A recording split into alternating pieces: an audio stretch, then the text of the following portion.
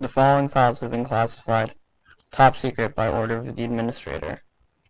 Warning: any unauthorized personnel accessing this file will be immediately terminated through the Berryman Langford memetic kill agent. Scrolling down without proper memetic inoculation will result in immediate cardiac arrest followed by death. You have been warned. Memetic kill agents activated.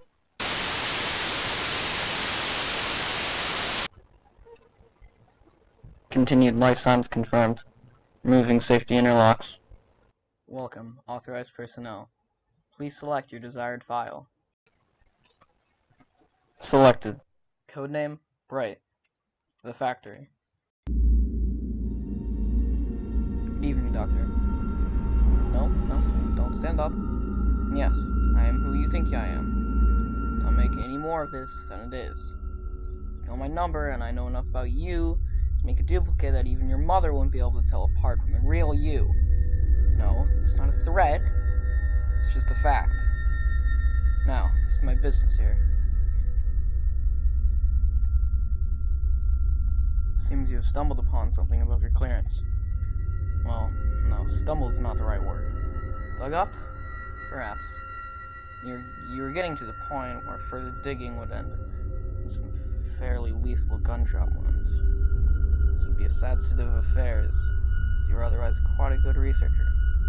Before, you're getting something very few people in the Foundation ever get. An explanation. Yes, we were alerted when you first started digging into SCP-001. Every researcher who's been around it for a while looks into it. Most are satisfied when they uncover Angel, the flame sword. It's buried under enough levels. Then you started looking into the factory. That's when I knew you wouldn't stop. So here it is, plain and simple. The factory is SCP-001. It will never be written up. It's a choice I made early on in the creation of the Foundation, and a choice I still stand by. Your researchers are far too curious. I'm not sure which scares me worse. They'll never understand the factory, or that one day it will. Oh well. I'm sure you're eager to learn more. The factory was built in 1835. Back then, it was known as the Anderson Factory, named after James Anderson, a rather well-to-do industrialist. It was built in, we'll just say America, and it was the largest factory yet designed. A good mile across at its widest. 3 stories tall throughout, with a special 7-story tower by the front gate that Anderson lived in. It was designed to be the ultimate factory, capable of taking care of everything, including the housing of workers. People could be born, work, live, and die without ever leaving the confines of the factory. And work they did. Everything from cattle raising and slaughtering to textiles, to everything else under the sun. Now, no one knows whether James Anderson was actually a Satan worshipper. It's just as likely that he followed some kind of pagan gods. What is known is that he was very exact in the building of his factory, and in the placement of his machinery within it. Survivors claim the floor was engraved with arcane symbols that were only visible when blood flowed across them. But then, survivors claimed a lot of things. What is known is that Anderson made his money on the blood and sweat, and sometimes body parts of the lower class. His journals indicate he thought of them as less than human, being put on this earth only to serve at his will.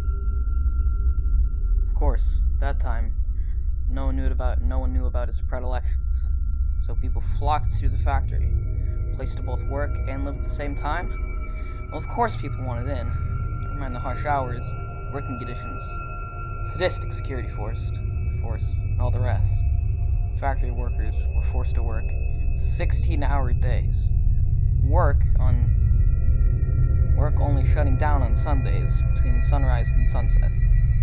Workers were not given individual rooms, instead sharing rooms with 8 other people, sleeping in shifts of 3. Medical attention was unheard of. If you were injured in the course of your duties, which most people were, expected to just keep working. Anyone too injured to work, was dragged off by security. Never to be heard from again. For 40 years, the Anderson factory cranked out all sorts of things for people. Meat, clothes, weapons, never mind that the beef might be mixed with human. Don't care that the weapons forged in blood. No attention to be paid. The clothes were dyed with... well, you get the idea. Rumors leaked out, but the products were so good. Why bother? Until someone got out. I never met the brave soul who managed to escape.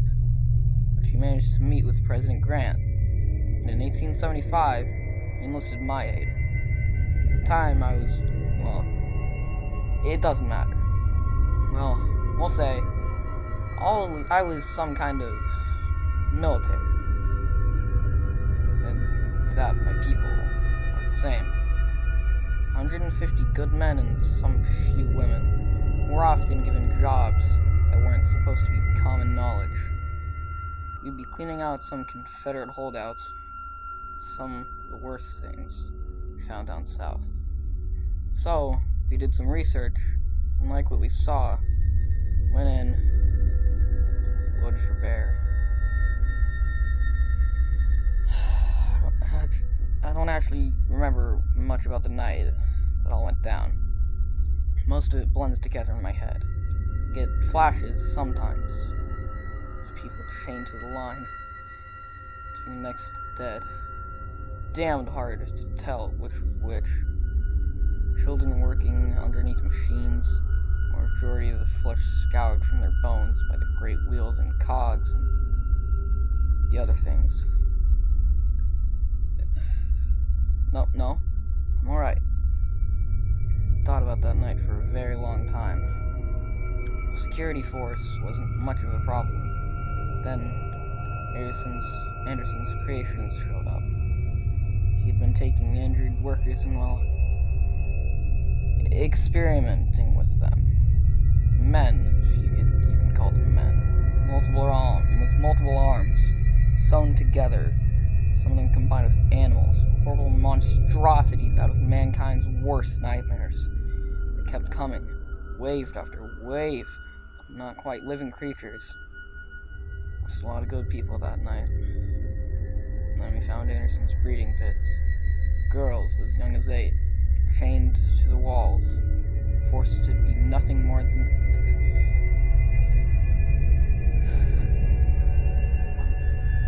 I'm sorry. Even today, more than a century later, this memory makes me see red. We finally found Anderson cowering in his office. We hung him from his tower window with his own entrails. And he died. As he died, he laughed, saying it didn't matter. We could kill him. This factory. The factory. Go on. He's still laughing 24 hours later when we finally come down. Had him drawn and quartered, and then burned the remains. The entire time he uttered blasphemies that I don't like to think about.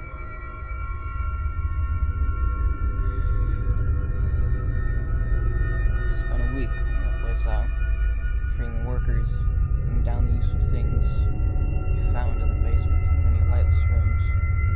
Pulled out the things that were useful, stocked them in a house near the gate, tried to make sense of everything. 150 of us went into that pit of hell that night, and only 93 came out. By the end of the week, we were down to 71. But the things we found in there, my God. Well, you've been with the Foundation a while. They wouldn't seem as amazing to you. But we found toy guns that shot real bullets. A yo-yo that would flay the skin from anyone it touched. Hammers that only worked on human flesh. breed of skeletal horse that ran faster than anything we'd ever seen. Cloaks that seemed woven from the night itself, and let men access a shadowy dimension that I get away from myself. We found tools, both wondrous and horrible, and we were faced with a choice. I gathered my highest ranking, well, we'll call them officers, to me, and we tried to figure out what we would do. They all had options. The chaplain, well, you know, crazed. Thought all these objects must be miracles sent from God, holy relics to be worshipped. Marshall and his little they, Dawkins, thought there was a fortune to be made there. Here, marking and selling things to the highest bidder. The engine we all called base, due to his deep speaking voice. He called these things an abomination, and declared that we should hunt down and destroy everything we could find. Smith, he thought we should take the stuff back to the president. The only one without an opinion was the old man. He never said much of anything anyways. We argued for hours, trying to work it out. Me, I thought we were sitting on a gold mine, alright, but that we could use these things, these objects, to hunt down some of the scary things we run into down south, the other monsters this world had to offer, and use this factory for good. It's a place to contain these things, find a way to make them work for our fellow man, or at least protect our fellow man from having to deal with them. I'm sure you can figure out what happened. The chaplain snuck away in the night with his devotees, taking a couple of small items with him. Marshall was kicked out when he found them, abusing his authority. Promised he'd get revenge, and that old Dawkins shit let the rest of the group off some of the juicer items. Base and his people tried to light the whole damn thing on fire, and just left it when it didn't work. And Smith left to report back to the president. I did manage to get him to promise he'd tell Grant the factory had been destroyed. I had big plans for that place. Of course, it's kind of hard to follow through on big plans when you only have 12 other people to work with. But it was a start, and it worked for a while. We had these amazing toys. Finding people to work with us was easy. Back then, going off the grid was simple as leaving town. We knew what we wanted. We knew what we could be. Leventhal set out getting us backing. The simple invention here, some well-invested money there, it all worked out. White and Jones out getting us, other backing. Our previous work, we'd found out some interesting things about people, some secrets that powerful men didn't want getting out.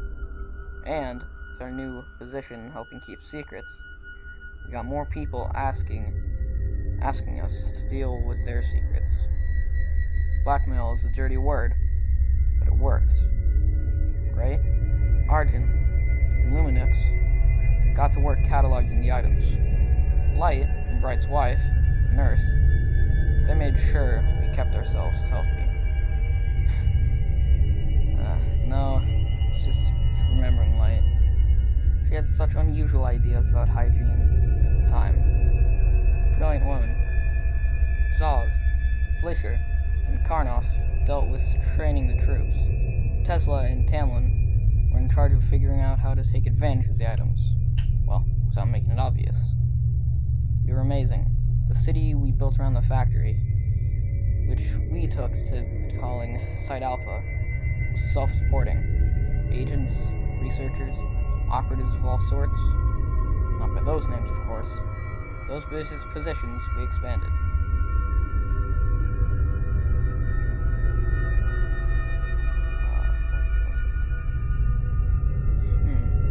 Oh, yes. I'm sorry. I'm an old man. I know I do not look it, but the body lies. Mind doesn't always remember right.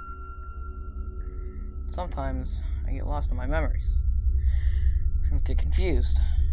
The long and simple of this, we used the factory. It seemed to always have more empty rooms to store things in. Back then, that was the word for them. Things. No skips, then no. We thought we had the factory tamed. That's one of the reasons I refuse to quit this job. If there's anything I can do here, it's to remind people that we will never tame these things. Contain them? Yes. But as we saw with Abel, tame them? Never. After a decade or so, we were pretty organized. The 13 original of us being called by our numbers, not names. We knew how to make things work. And if a thing or two vanished inside the factory, still? Occasional D-class? What? Oh, yes. We had D-class back then. Disposables. That's where the D comes from. Had to have someone to test things on. Tesla and Tamlin were very firm about that. But yes, sometimes we lost people who didn't matter. Dr. Bright was very fond of saying it. It was the factory taking its toll. You can't get something for nothing. 1911, though, is when it all went wrong. Things, we called them, fairies, an entire race of things, living beside us. They could look the same as you or I. The only obvious difference is an allergy to iron. That's why we called them fairies. No, you haven't heard of them? Why? Because the one time the Foundation wiped out an entire race of things. Root and branch. I'm the one who did it.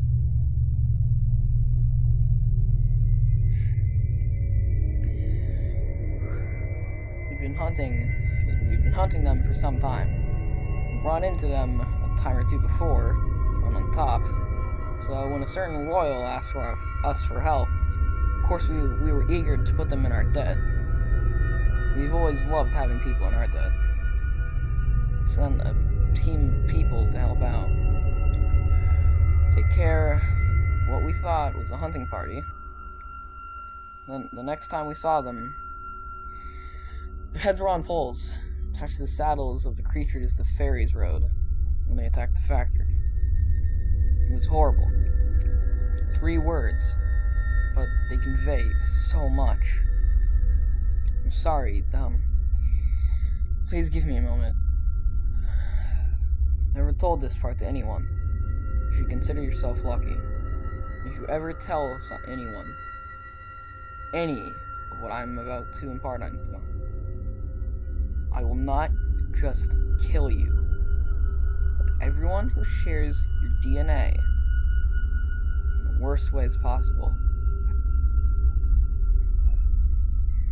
You'll think Procedure 110 Montauk is a walk in the park compared to what the fuck I'll do to you.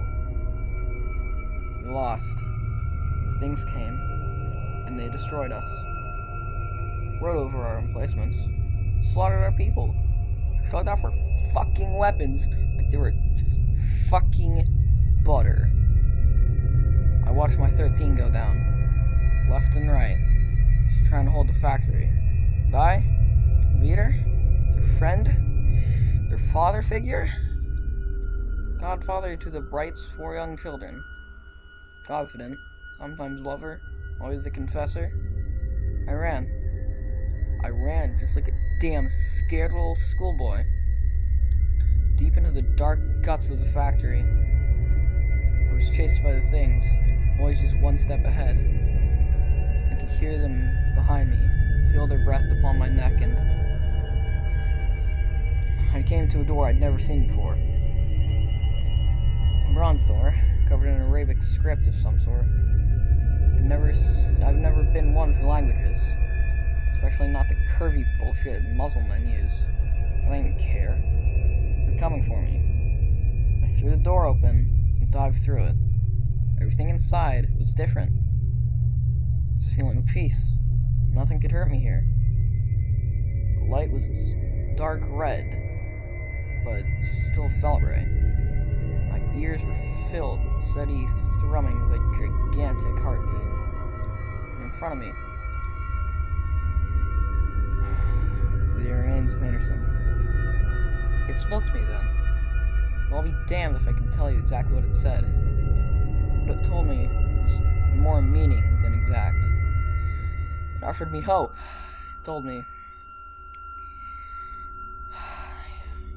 me that each of the things we'd used from the factory, no matter what we did with them, fed it, helped it grow.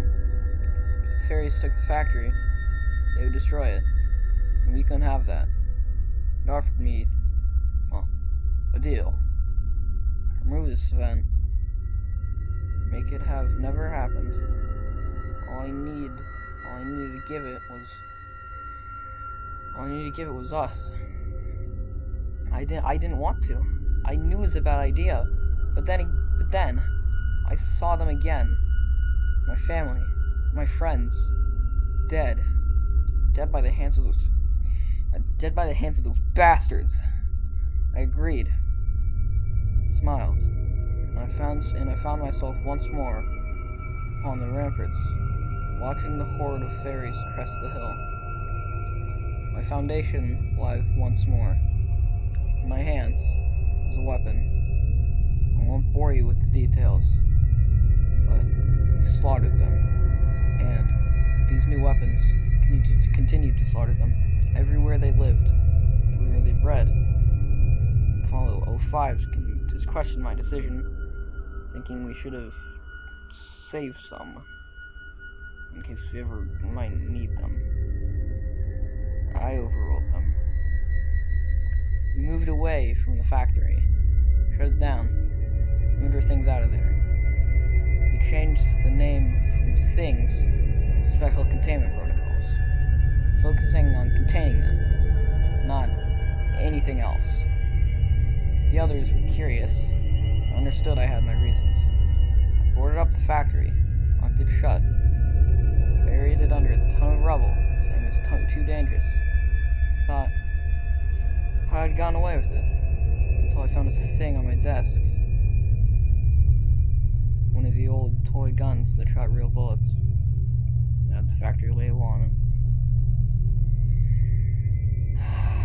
Sent people in from time to time to see what it might be doing.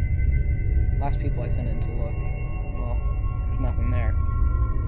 Keep finding factory items there. Keep finding factory items out there.